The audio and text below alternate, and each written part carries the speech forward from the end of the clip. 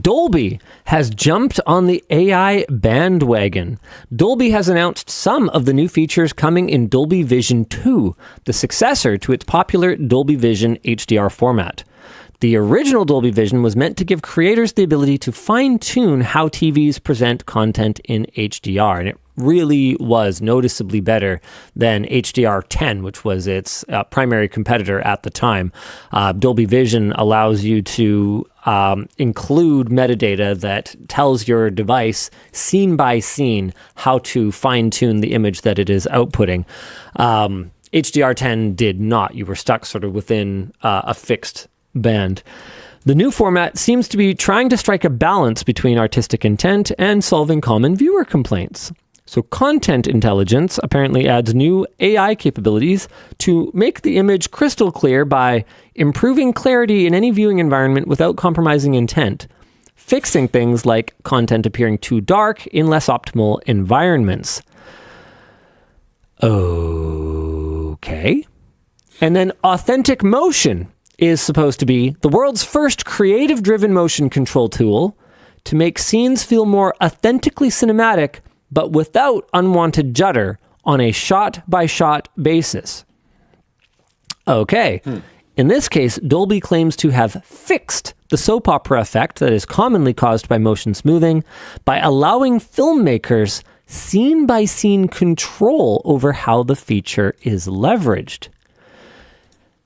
Interesting. There are definitely cases where judder or even just 24 FPS, just low frame rate, has been very distracting to me in films that otherwise are just beautiful and amazing and perfect in every way. Like some of the mountain shots in Lord of the Rings, for instance. Yes. Where it's just like, here's some mountain peaks and they're like across the screen. It's like, yo, that's just distracting.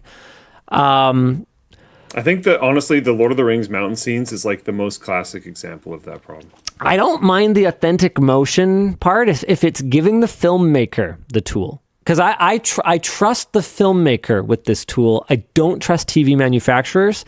And I don't trust AI. And that's where content intelligence is sort of bugging me. Like, I get that everyone is it actually AI though? Like, okay, is it like what one of the problems we have with AI is like, what kind? Yeah. What are we talking about? Yeah, what are we talking about here? If it's certain types of machine learning, it might be completely fine. And they might just be putting it in the... If this is just an auto-calibration tool, right, where it's just using an onboard where a light sensor and is just kind of like fine-tuning the gamma curve or whatever, then, I mean, sure. But then, like... Are you just calling it AI because everything has to be AI now? Or are you honestly, you generative anything? Because I don't want that. I'm at IFA right now, which is like, I don't know, it's not quite, but some people brand it as like Europe's CES. And man, the AI branding is everywhere and genuinely often has nothing to do with anything. I think we've seen it at least a couple times where the AI branding is for features that like are definitely not AI based. Like I would actually bet money that they're not. And in other cases, it's like, okay, this is a very old, like, you know, machine learning type of approach that they've rebranded as, you know, smart AI or whatever. There's also examples where, I mean, this is classic, but you don't even want it. Yeah, sure. Like, it's just worse. Like, the IFA seems to have a lot of appliances, which is not super normal for me at trade shows, at least. Like, there's an entire hall of, like, washing machines. And are they AI, though? Stuff. They're like all AI based, and in a lot of ways, it's, like, just stupid, and I don't want it. And I was ranting about how, like, I want the dumbest fridge you can give me. Like I don't want my fridge to like tell me what groceries are missing because you just know that's for sure data harvesting. And even if it wasn't data harvesting, how could it possibly know how much sour cream is in the tub? It doesn't know. I mean, that's a good argument right there. It can't know anything useful. maybe it like watches how many times you take it out, and Like a tool. maybe it has weight sensors in the shelves. I don't know, Dude, but a tool that gives me 30% of the information that I need is not a useful tool. No, like, I not at wouldn't all. mind having a live camera feed in my fridge that I can like log into like a security camera. I could see that being useful if I just want to know like, oh crap, did I get a second jug of milk last time I was shopping? Because if I didn't, then I should get like because we generally keep 2 jugs of milk in our house. We have one that's in like the front, Sure. so that the kids can like get it, and then we'll usually have the backup one because that one will run out at some point.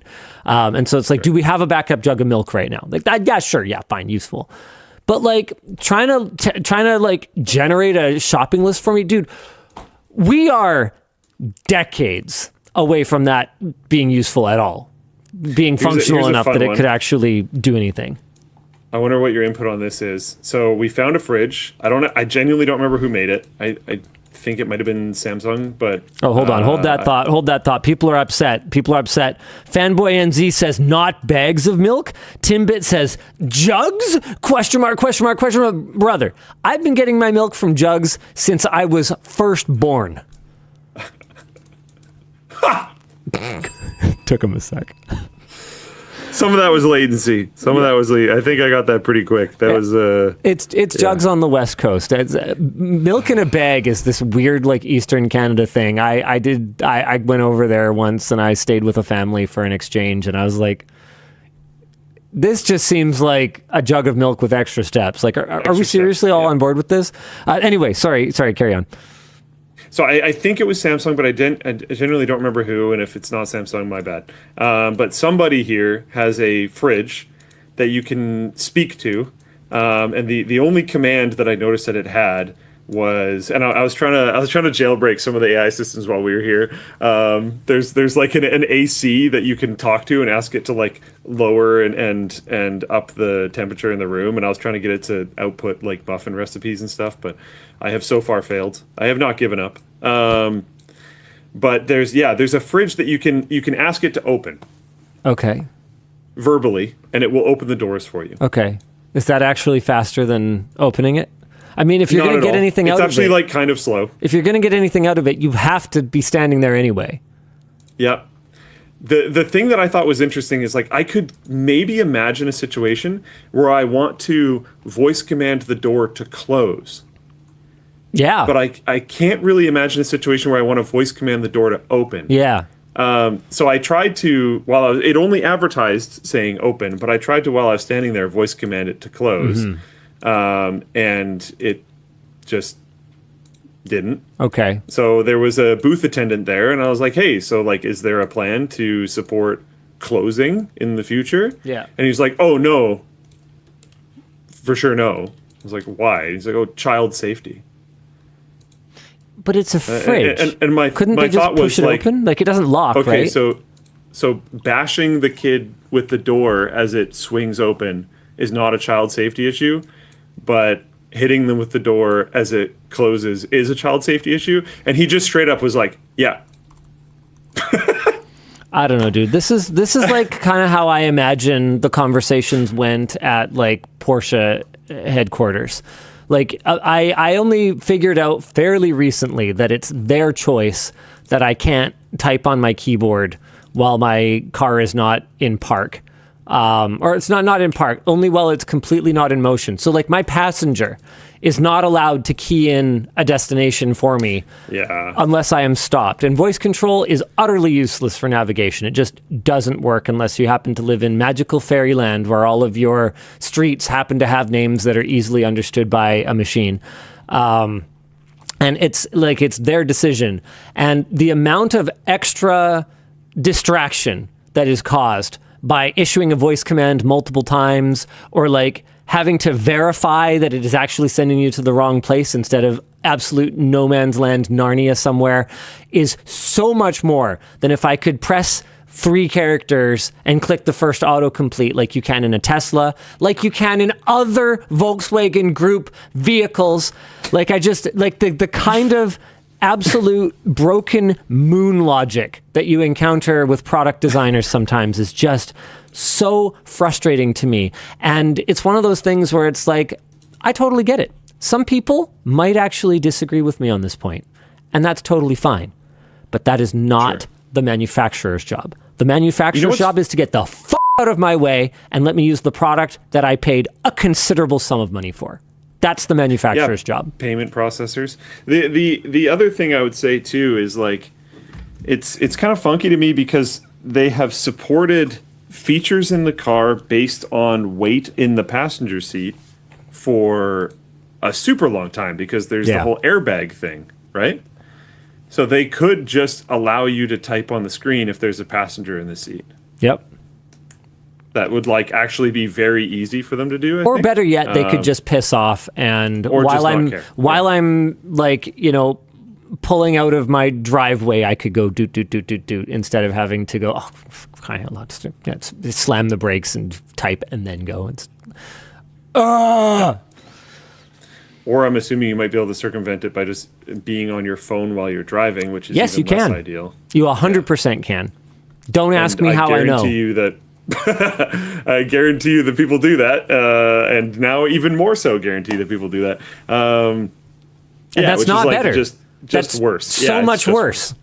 Yeah. Just get out of my way and let me type a few characters. Also, I'm not trying to like dog on Porsche right now. They're having all kinds of trouble. But they were like so proud.